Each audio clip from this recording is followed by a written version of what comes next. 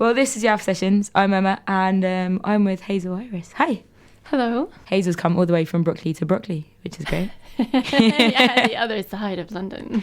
Yeah. I feel like we should go there sometime. But that's another story. You're from California. Yeah. You have awesome music. We're going to talk a little bit about that today. Thank you. What brought you to London? Yeah, there's a long version and there's a short version. I'll stick with the short one. Go with any version you like. We have time. It's all good. Okay. Well, I had the chance to study opera in Germany. And after university was over, my partner got a job in London. And that was it. The rest is history, as the they rest say. is history, yeah. Yeah, we love our neighborhood, Broccoli. We stayed. And musically, did you do music stuff in California, or has it all really been from Germany and then here? Or No. Growing up, actually, I did a lot of musical things. You know, school choir, church choirs, and how did it all start for you? Like, at what point did you go, "Hey, I can make a career of this"? That's a hard one because I've been singing for as long as I can remember, and so always. Finally, always. At one point, my parents were like, "Okay, you can have voice lessons." Yay! I just always wanted to do music, and somehow it just turned. There was always the interest in going in the classical direction. Okay. And then after high school, the opportunity came up for me to go to Germany and study opera, and so Amazing. I jumped, and everything kind of just took its course. Cool. Yeah. So is that your preference in genre? No. I mean, I love all kinds of music. I can't say I have a favorite genre. Okay. But it was a challenging one, I think. Like, everybody was like, "Ooh, yeah, opera, it's going to be difficult." And it can be, but it's actually, I loved it. Do you have a favorite opera? No, I don't think so. Okay, fair enough. No, there are just so many different stories. Almost all of them sad. Oh. Yeah, no. So, obviously being from California, I imagine the music scene is really different out there to here. Are there some similarities, or is it totally different? Yeah. You know, I'm not sure. It's been a really long time since I've lived on that side of the pond, if I'm honest. I'm not up to date or up to speed on any of it. You know, I kind of think every time I go back, the radio is very different. I mean, from here in the UK, from what I can see, in that they've got things on heavy rotation. You'll tune into one station and it's just this one particular kind of music that you will hear. Yeah. And I think that there's much more variety here. Yeah. At least on the radio. So you've got an EP out? Yeah. I want to call it an album because it's quite a long EP. Is it? Yeah. I thought it was too short. I was afraid it was too short. I did too much. No, look, I think the great thing about an EP is there isn't a set amount of collection of songs. It's just a description of a collection of songs, no? So the process of that, how did that go? Well, since it was my first time doing anything like that, I sat down at the computer and got into Logic, kind of arranged everything from the vocal lines to the main instruments that I wanted to have in there. So having a pretty specific format for the structure, you know, how long things want to be, using effects for certain atmosphere. And when I had a good idea of, you know, feeling like I was ready and finished taking these things as far as I could, I just started looking for a producer because I knew that I could only bring it so far. You know, I have this specific idea about these stories and these songs, but there's only so far you can go by yourself when you're just trying things out for the first time. So how did you find that producer? I went online and I did a lot of research and I talked to a lot of people. Yeah. Had some really great, really interesting conversations. Mm-hmm. But there was one I really clicked with. Is that how you know that he's the one for you or she's the one for you? I think so. I made an assumption by saying it's a he. It might have been a she. Well, it is in this case a he. But just having the luxury actually to sit down and talk with someone over a cup of coffee about their ideas about music. That's really cool. Really, really helped. I mean, that was the deciding factor. And then what happened? Did you tell him what you wanted, or did you guys just have a play around and see what happened? For the most part, I said, here, I've got these, and this is the story, you know, this is how I want it to sound. Yeah. I mean, to go a certain direction. And there was one song that I took. He was kind of like, well, you know, your other stuff is a bit, you know, it's kind of interesting, but I think you can like take this one and do something else with it. So I went home and I was like, okay, yeah. And I did, and then I came back, and that was no name. So you almost get a form of encouragement from him, which I think is really cool. Kind of, yeah, it was really nice. But like I said, I mean, we clicked really well. His name is Andrew Hunt, and he took the time to get to know me, to figure out what I listen to, what makes me tick. Yeah. And as a multi-instrumentalist himself, he was coming from not just the production side, but also as a musician. Okay. And yeah, for the first time, you know, I don't know if this is always how it works or not. I was just kind of like, okay, yeah, this guy is gonna do a good job. It's gonna work. It's gonna be awesome. I think so. So when did the writing thing start for you? How long ago? It hasn't been all that long. Okay. You know, studying classical music, when you're singing, you usually you're interpreting other people's work. Yeah. You do put a certain amount of yourself into it, but it is, again, someone else's work. So I had an audition where they were like, yeah, you know, you can write your own stuff or bring something. I was like, whoa, I never thought of that before. Pretty new. I'm going to try it out. And I had a lot of fun. I really liked it. It was kind of addictive almost. And that was a couple of years ago. Is it like an emotional outlet for you, or do you just do it for a fun thing? Because I know some people use it to relay their feelings and use it like an outlet. Or is it just hey, I'm just going to play around? I think it's a mixture of both, because, I mean, you can't help it. You kind of want to do it. It is fun, but at the same time, if you know, I find it's a really great way of self-expression. Yeah, of course. And so you'll be walking down the street, and sometimes, you know, the way you're walking and you know, the wind in the leaves or something, and you're just like, some words or a melody line will come in, and you're like, oh, yes. So does it kind of happen for you by accident, or are there some days where you sit down and you're like, I'm going to write a song today? It's probably more by accident, and yet I can sit down if I can remember what I had in the, you know. No, I think for a lot of creative stuff, you almost get up at 4 a.m. and go, oh my God, that's a great song. You will, or, you know, if you wake up, you turn around in your sleep and you have some idea, you're like, oh, I gotta get my iPhone, I gotta record this, I must write this down, because there's no way that you'll remember it when you wake up. Yeah.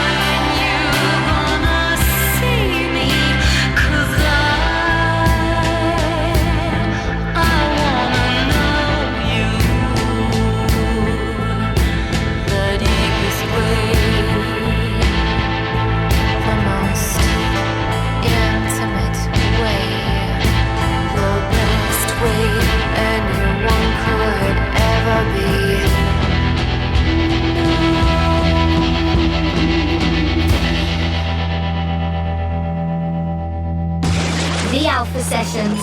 Influences. That's a big thing. And I know that you said that sometimes you walk down the street and you hear the trees blowing in the wind. Are they an influence? No, they are. I think that, okay, on the one side, nature is a big influence for so many aspects of our lives. Yeah. And being conscious of it. Yeah. Yeah, English language a little bit too. I'm a master. I'm not judging you on that. It's totally fine. Thank you. But I think artists like Kate Bush, like PJ Harvey, Beth Gibbons, Björk, they're all people that are themselves. They've always remained themselves. They have a really strong way of self-expression, and there's never been any fear to do something else. They've remained unique, and I think that so innovative. Is a huge inspiration. Did you hear about that thing that PJ Harvey did when she wrote her whole album in Somerset House? It was basically like a goldfish bowl. So she sat in this bowl type thing, I guess. A bit like the studio is here, but glass all the way around, and people would just come past and just watch her write her album. Would you ever consider doing something like that? Or would it be totally terrifying? No, I think if you're able to have this level of concentration, then you're not really going to mind what's going on around you. Yeah. It's like, no, I think that was an amazing idea. So crazy. Yeah. So crazy. And she got so much publicity from it as well. Yeah. So if you were at home on your own and you thought, I'm going to put my top 3 favourite songs on, what would it be? Kind of depends on the weather and the lights, because each day is quite different, especially here. Depends on your mood. Yeah, I mean, the other day I was listening to Expansions by Lonnie Liston Smith. And wow, I've never heard of that. You have to check it out. It's just this Expansions. Okay. And he starts out, free your mind, and you just there's this long build up to it with some keys, and that's so cool. Amazing. But another one, I'm totally hooked on Spellbound from Susie Sue. Just I love that one. Trying to think of a third because I've got this It doesn't need to be 3. Brain. It was just my way of going, what kind of music are you into? So they're kind of different. Don't feel compelled. Yeah, I mean, I do. I love all genres. Awesome. I think. I know that you have a guitarist who plays a lot of live stuff with you. Do you guys play the live gigs together? When I've been playing live, I really do need other instrumentalists. Because I can play a few chords on the guitar and I can bang around on a few keys, but it sounds terrible when I do it myself. So the last things that I was doing, I had a bassist, 2 guitars, so lead and a rhythm, and then percussion, which was really kind of rhythm section, not just drum set, but we were using other things for glockenspiel and things. That was really fun. And I think I added to the mix by having some shakers every once in a while. But that's it. Do you normally have the same setup for your live stuff, or do you vary it about a bit? Normally it's the same. Especially, cool. I mean, just to get a feel for this EP, because to be honest, I haven't done anything like this before. So to take the studio productions and to turn them into something that's ready for a live atmosphere was the next challenge. I was really stupid and I didn't even say what the EP was called. Do you want to tell us? Oh yes, it's called Misfortunate Tales. Good. Thought you could do the honour with that one. So you've played some awesome London venues. Have you got a favourite? That's a really difficult question because they are all so different. They have different spaces, different feelings, different personalities almost. Yeah. So I couldn't say that there was a favorite. But in June, we were at the Troubadour downstairs. Yeah. It was a Friday night and people were in the most amazing mood. So we had a really good time. It was a good gig. Just because, I think it's the whole Friday night factor down in this basement. Yeah. And you feel like you're just away from the rest of the planet. You've also played the Bedford. Yes. Now, the Bedford, we have quite a few artists that come in on the Alpha Sessions, and the Bedford is a venue that keeps coming up over and over and over again. Yeah. The Bedford, I think, the room, the space. Yeah. You've got on the ground floor these beautiful, the tables, and there's candles here, but that there's this gallery up above, and it's kind of... Which we only found out about, I think we've been there probably about 20 times, and we only found out about that gallery the last time we went. Oh, Oh wow. No, it's amazing. You kind of Yeah. feel like, ooh, I could pretend like I'm on the stage in the Globe Theatre. It is really awesome because it's free, and I think the only thing that they ask of you is that in return for it being free is that you pay attention. And it must be such an amazing thing for an artist to play to a crowd that is concentrating as opposed to lots of chatter in the background. Yeah. Yes, it is. It makes you feel really, really nice because another, the flip side of that is coming from classical in a concert. Yeah, of course. Even walking in the door in the middle of someone's, you can be 10 seconds too late. Yeah. And if you walk in, it's, it's not done. And then you come into this other side of the music industry and, you're just singing and other people are like, what? Is there music on? It's so bad. So bad. Yeah. I don't like that side of it at all. I really like the quiet, intimate element. Does that make you more nervous when it's like that? I don't know, because on the one side, if no one's paying attention, you could just do anything you wanted. True, you could make all kinds of mistakes or basically walk off, sing a little bit, go have a drink, come back. Yeah. Whereas if people are focused, and especially I think a small group, if it's a smaller group and everyone is focused on you, you've got this lovely captive audience, but that means you are also captive. Good choice of words. Thank you. Before you go on stage, have you got something that you have to do every time? Like a ritual or something? Some people drink a specific drink. Some people say, I just need to go to the loo. Some people... That's an important one. That is a big one. No, not a specific one. I think, having nice room temperature water is very good. But I think just to have a moment to be quiet and to be all to yourself is the bottom line. So we're not going to be sitting there picking out chocolate-coloured M&Ms for you just yet? No, I can't imagine anybody asking. That's actually a thing. I think I read that in the paper once. Someone's like, someone quite famous. Yeah, exactly. So they had to literally sit there and manually pick them out. No, that's not respectful. So if people want to find out more about you and your music, where can they go? They can go to Facebook. It's Hazel Iris Music. I have a website, hazeliris.com. There's a hyphen in there. On Twitter, at Hazel Iris Music. Marvelous Records, there's Hazel Iris under there. And that was kind of a long list already, I think. Yeah, awesome. Okay. Yeah. And one more question, and then I'll leave you alone, I promise. What's next? What's the plan? The plan is to keep writing, to possibly find a new direction after this EP. There are 5 very different songs on it. Mm-hmm. So to take a new direction and run with it, I think. Awesome. Whatever that means. Okay, well, keep us informed. I want to know which direction it ends up going. Okay. Cool. Thanks so much for coming in. Thank you.